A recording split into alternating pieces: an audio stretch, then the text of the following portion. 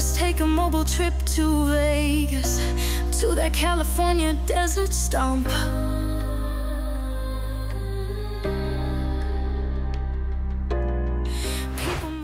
Genosida di Gaza kembali dimulai sejak Israel mengakhiri gencatan senjata secara sepihak pada 18 Maret 2025. Warga Gaza yang baru saja merasakan keamanan berkat gencatan senjata selama 2 bulan harus kembali menghadapi serangan bom-bom mematikan dari militer Israel yang dipersenjatai oleh Amerika.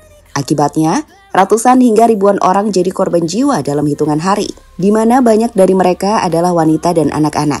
Jelas dunia harus bergerak. Di sini, Yaman adalah negara yang ada di garis terdepan untuk membalas serangan Israel dengan meluncurkan misil ke Israel. Namun tentu itu bukan tanpa resiko. Saat Trump membalas dengan memerintahkan pasukan militernya menghancurkan Yaman. Di sisi lain, Mesir coba menghentikan Israel lewat jalur diplomasi.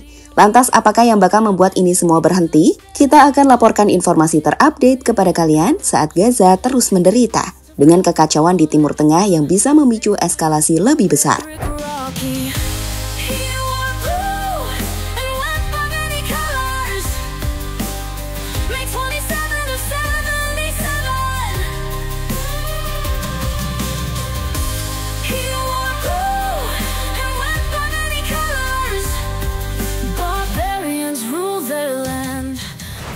Bayangkan, sebuah malam yang seharusnya hening, di mana anak-anak tertidur dalam pelukan ibu mereka dan keluarga berkumpul dalam harapan akan kedamaian, justru harus mendapatkan serangan brutal dari teroris dunia seperti Israel dan Amerika.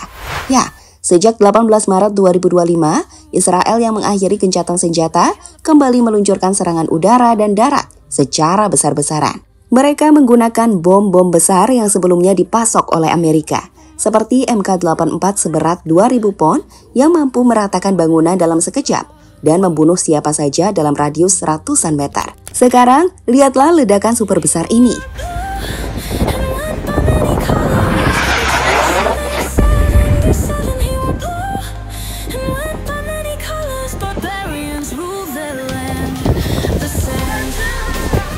Atau ini.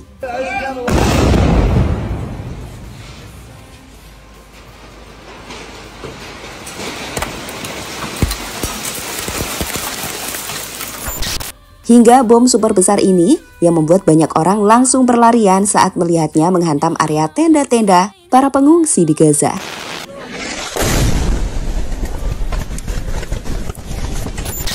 Jelas bom-bom itu tak hanya menghancurkan beton, tapi juga memusnahkan nyawa, harapan, dan kemanusiaan.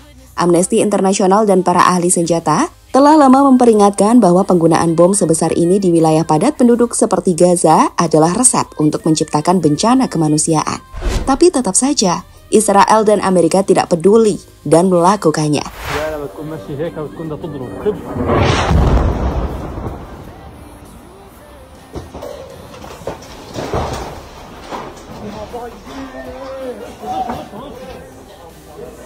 Ya bayi.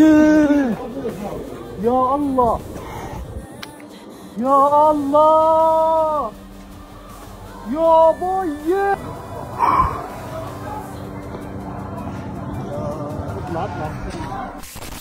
Saat ini sendiri, 900 lebih orang telah menjadi korban jiwa sejak Israel melancarkan serangan usai menghentikan gencatan senjata, di mana jumlah itu terus bertambah, seperti laporan dari Al Jazeera yang menyebut 20 orang tewas dini hari tadi, dengan lagi-lagi sebagian besar adalah anak-anak.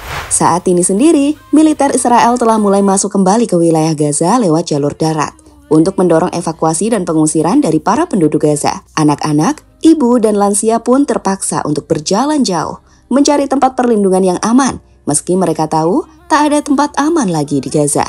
Di sisi lainnya, saat warga Gaza terus mendapatkan tekanan, Israel telah menyetujui usulan untuk memindahkan warga Gaza dan akan melakukan pengusiran. Dengan saat ini mereka tengah menyusun rencana untuk melakukan serangan darat besar-besaran di Gaza yang akan melibatkan pengiriman puluhan ribu tentara ke medan tempur untuk membersihkan dan menduduki sebagian besar wilayah kantong di Gaza.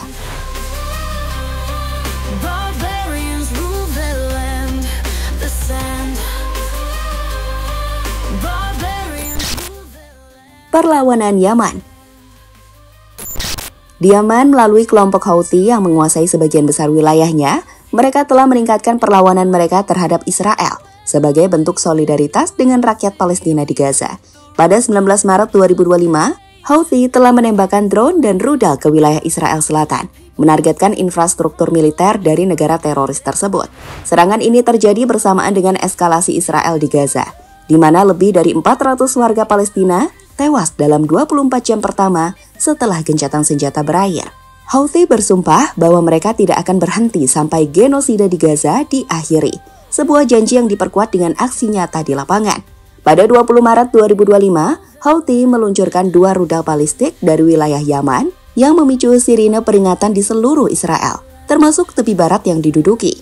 Juru bicara militer Houthi, Yahya Sari, dalam pernyataan televisi menyatakan bahwa serangan ini menargetkan Bandara Ben Gurion di dekat Tel Aviv, menggunakan rudal balistik hipersonik yang diklaim mampu menembus pertahanan Iron Dome Israel. Meskipun tidak ada korban jiwa, aksi tersebut menunjukkan tekad Yaman untuk terus menyerang Israel selama agresi di Gaza berlangsung.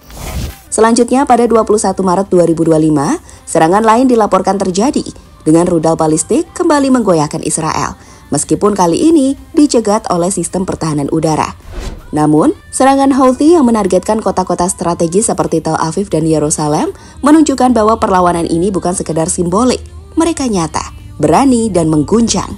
Perlawanan Yaman sendiri tidak hanya terbatas pada serangan jarak jauh, mereka juga mengganggu jalur pelayaran di Laut Merah yang menyerang kapal-kapal yang diduga terkait Israel atau sekutunya, di mana sejak November 2023, Houthi telah menyerang lebih dari 100 kapal komersial milik Israel dan sekutu mereka. Dan setelah gencatan senjata Gaza berakhir, mereka mengumumkan akan melanjutkan blokade maritim terhadap kapal-kapal yang mendukung Israel.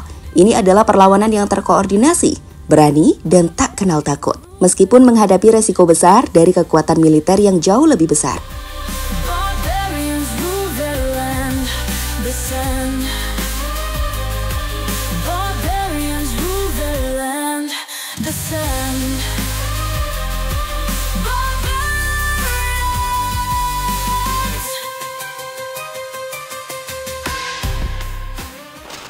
Amerika melindungi Israel serang Yaman. Amerika Serikat sebagai sekutu utama Israel tidak tinggal diam menyikapi aksi Houthi. Melihat Israel mendapatkan ancaman nyata, Trump langsung bergerak cepat. Pada 16 Maret 2025, Amerika Serikat melancarkan serangan udara besar-besaran terhadap target-target Houthi di Yaman, yang menandai operasi militer terbesar di Timur Tengah sejak Trump dilantik pada Januari 2025. Menurut Komando Sentral Amerika Serikat atau CENTCOM, lebih dari 47 serangan udara diluncurkan ke 7 provinsi di Yaman, termasuk Sana, Sada, dan Hodeidah, dan menghantam fasilitas komando, penyimpanan senjata, dan situs peluncuran rudal Houthi. Serangan ini berlangsung dari senja Sabtu hingga fajar Minggu, dan menewaskan sedikitnya 53 orang, termasuk 5 anak dan 2 wanita. Di sini, jet tempur dari kapal induk USS Harry S. Truman di Laut Merah telah menjadi tulang punggung operasi ini.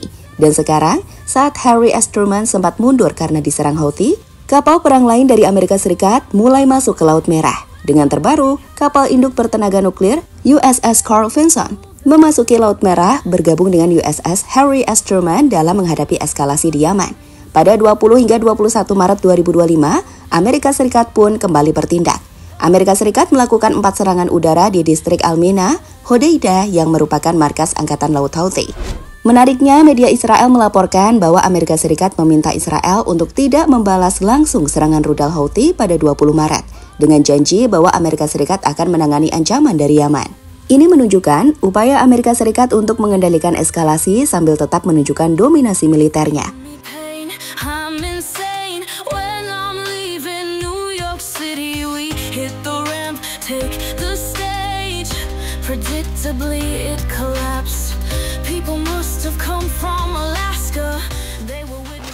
Mesir bergerak lewat jalur diplomasi. Saat Yaman bergerak melalui jalur perlawanan dengan mengangkat senjata, Mesir bergerak dengan cara yang berbeda. Mereka terus coba melakukan mediasi. Dan terbaru, sebuah proposal baru dibuat dalam waktu cepat. Di proposal itu, rencana Mesir menyerukan Hamas untuk membebaskan 5 sandera Israel setiap minggu, dengan Israel menerapkan fase kedua gencatan senjata setelah minggu pertama, kata 2 sumber keamanan. Sebagai info, Hamas masih menyandera 59 orang, dengan 24 orang diperkirakan masih hidup. Baik Amerika Serikat maupun Hamas sendiri telah menyetujui usulan tersebut, kata sumber keamanan. Tetapi Israel belum menanggapi. So, tinggal pihak Israel. Jika Israel setuju, maka itu bisa membantu untuk menghentikan serangan besar ini.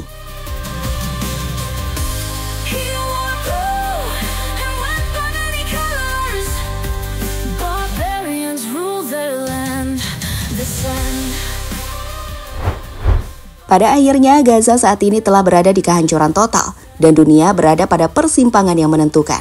Sejak Israel mengakhiri gencatan senjata pada 18 Maret 2025, lebih dari 900 nyawa telah direnggut. Dengan bom-bom raksasa MK-84 dibuat Amerika, menghantam tenda pengungsi, rumah sakit, dan impian yang rapuh. Yaman bangkit dengan keberanian luar biasa, meluncurkan rudal balistik ke Tel Aviv dan mengganggu Laut Merah demi Palestina. Namun Amerika membalas dengan serangan udara brutal yang menewaskan puluhan orang, termasuk anak-anak di sana dan Hodeidah. Nah, di tengah kekacauan ini, Mesir menawarkan secercah harapan, sebuah proposal gencatan senjata yang diterima Hamas dan Amerika Serikat, menanti jawaban Israel untuk menghentikan pertumpahan darah. Kita tidak bisa menutup mata. Setiap ledakan di Gaza adalah panggilan untuk bertindak. Setiap serangan Houthi adalah seruan solidaritas, dan setiap usaha Mesir adalah bukti bahwa damai masih mungkin. Kita mendukung gencatan senjata ini, dan semoga gencatan senjata dan penghentian serangan ke Gaza benar-benar bisa terwujud. Barbarians rule their land,